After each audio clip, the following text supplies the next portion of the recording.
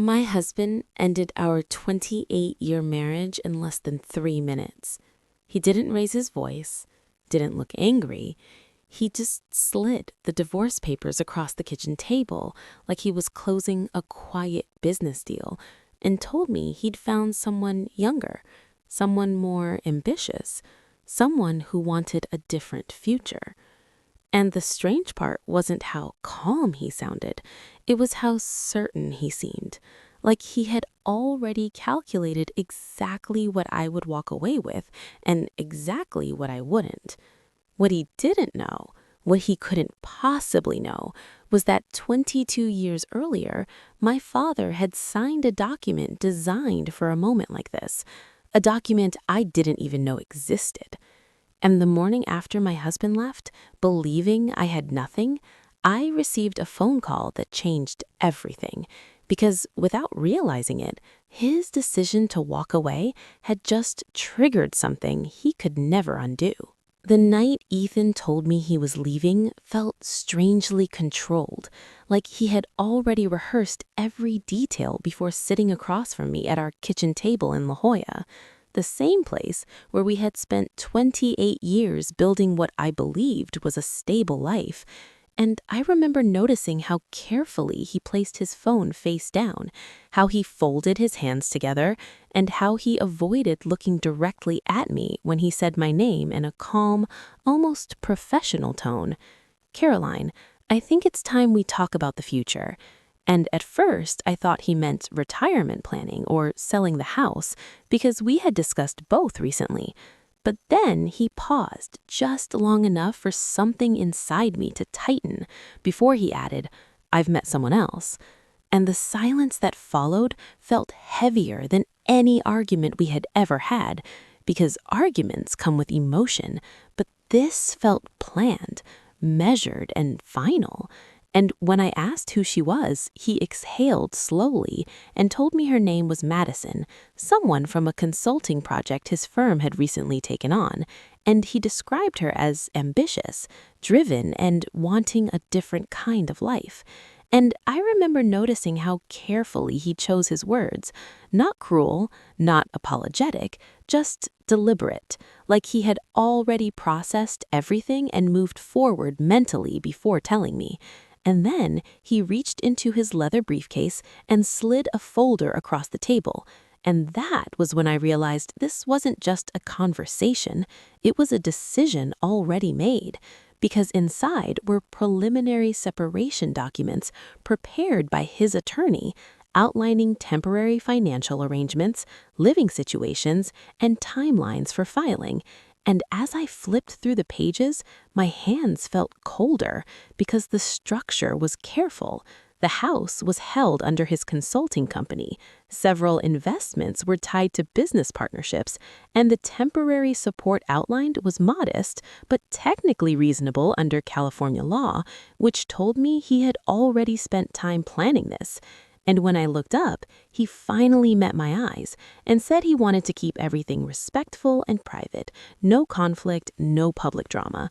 And I nodded quietly, because after nearly 30 decades, you don't argue with someone who has already emotionally left.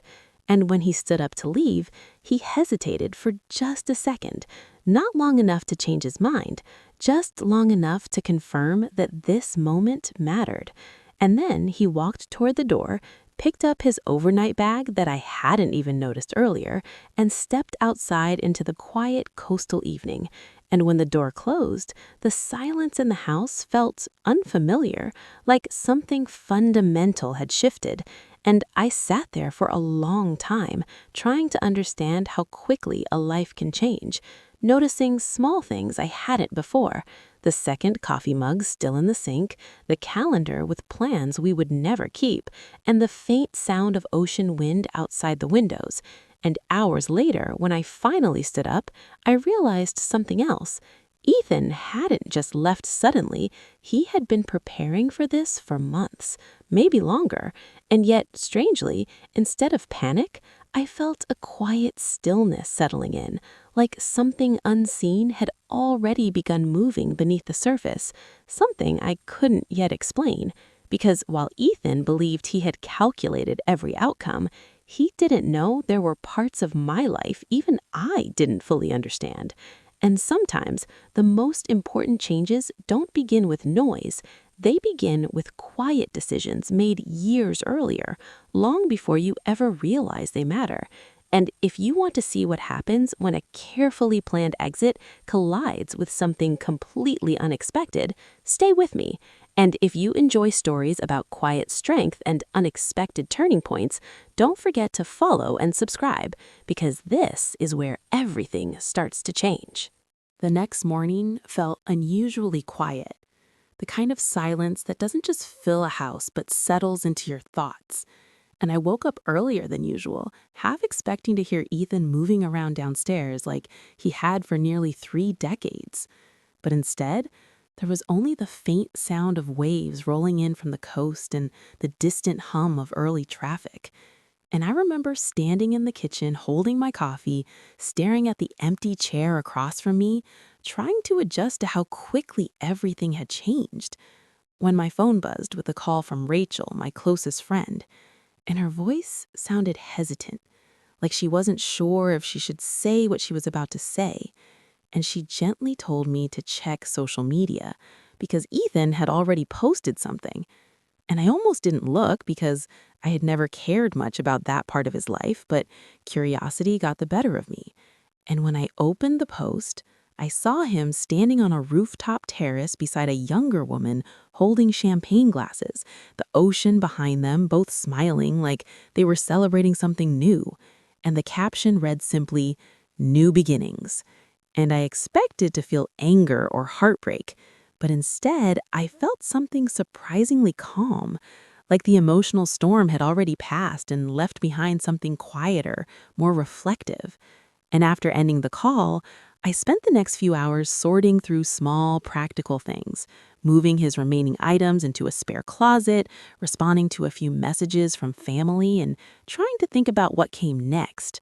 When around mid-afternoon, the doorbell rang, and a courier handed me a sealed envelope addressed in formal lettering, and I assumed it was more paperwork from Ethan's attorney. But when I opened it, I found a short letter and a business card from someone named Daniel Mercer, a trust and estate attorney, and the note read, "Mrs. Bennett, I handled certain private financial matters for your late father. Recent changes in your marital status require us to review documents that may now apply. Please contact me at your earliest convenience." And I stood there reading it twice because my father had passed away more than 20 years earlier. And while I knew he had invested modestly and left me a monthly trust payment that helped with small expenses, nothing in my life suggested anything complicated or urgent. And still, something about the tone of the letter felt deliberate. So I called the number.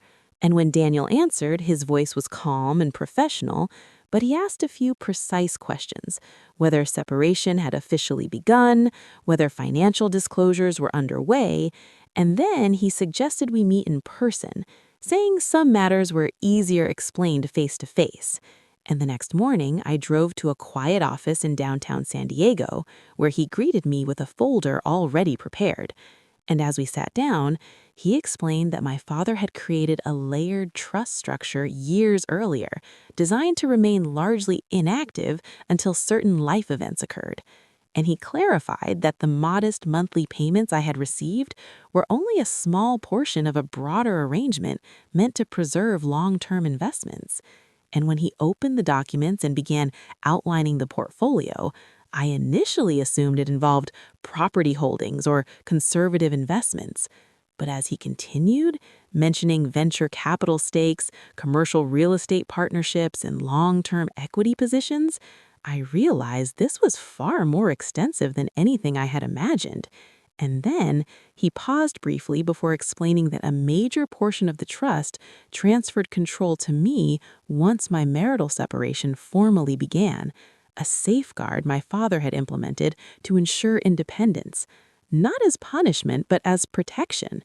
And when he turned the page, showing consolidated valuations, I felt my breath catch slightly, because the numbers didn't just suggest comfort, they suggested influence. And while I was still processing everything, he handed me a sealed envelope labeled in my father's handwriting, explaining it had been left for me to open only if this transition ever occurred. And as I held it in my hands, I realized the quiet call I almost ignored had just become the first step into something far larger than I ever expected. And if you want to see how a carefully planned exit begins to unravel when the past quietly steps in, stay with me. And if you enjoy stories about unexpected turning points and quiet revelations, don't forget to follow and subscribe because the most surprising moment is still ahead. I didn't open my father's letter right away, not because I wasn't curious, but because everything already felt unreal, like my life had quietly shifted in a direction I hadn't yet caught up with. And Daniel sat patiently across from me while I carefully slid my finger under the seal, unfolding the single page inside.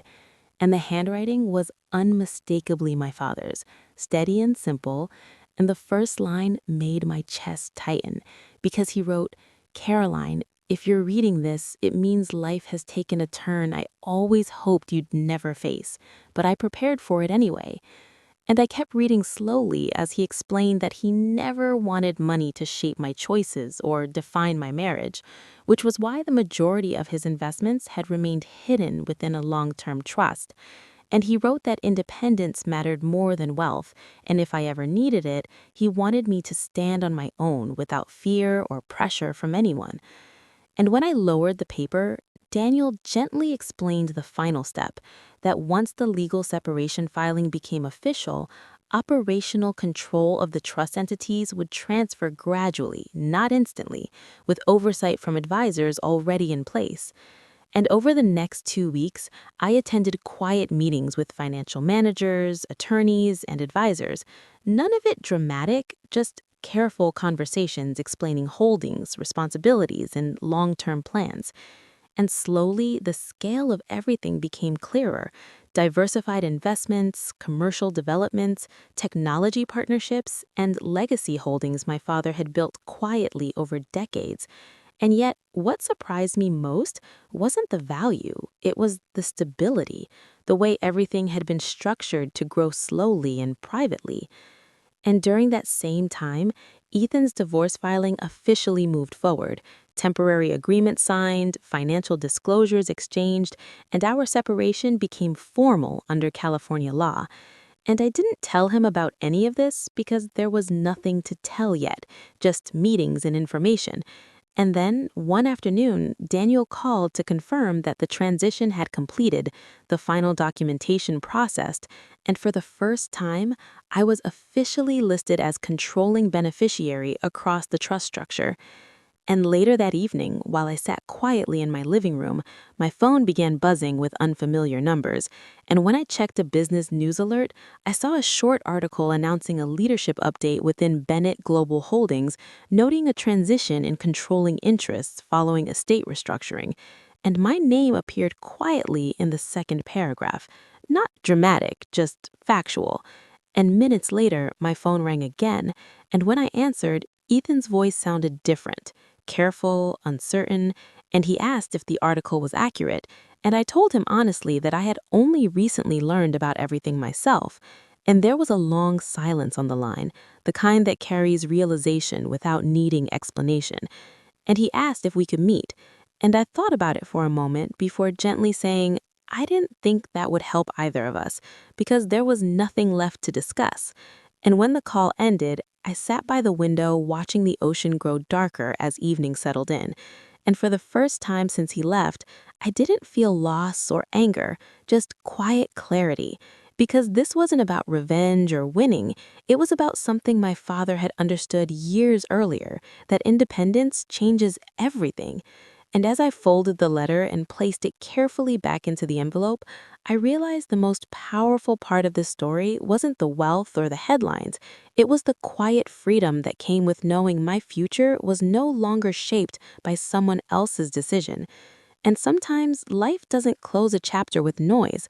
Sometimes it ends quietly, leaving you standing in a new beginning you never expected. And if this story reminded you that strength often grows in silence and that life can change when you least expect it, Stay with me.